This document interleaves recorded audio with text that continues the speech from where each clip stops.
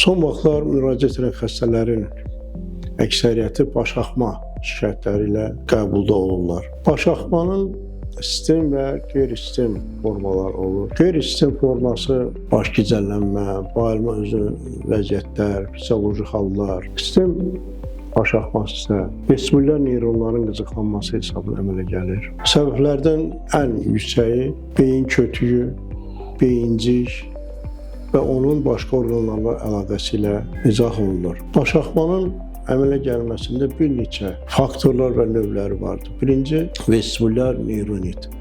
Bu, yəni virus mənşəli olur. Baş axmaların əmələ gəlməsinə səbəb olur. Sonra kəllə beyin travmalarında rast gəlinir. Bu da vestibulyar aparatda olan patologiya ilə əlaqəlidir.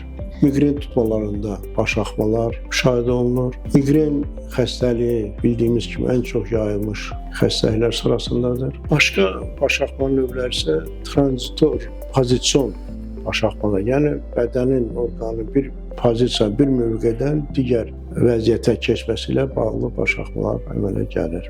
Odur ki, xəstələrə zamanında və başladığı andan həkimə müraciət etmək lazımdır.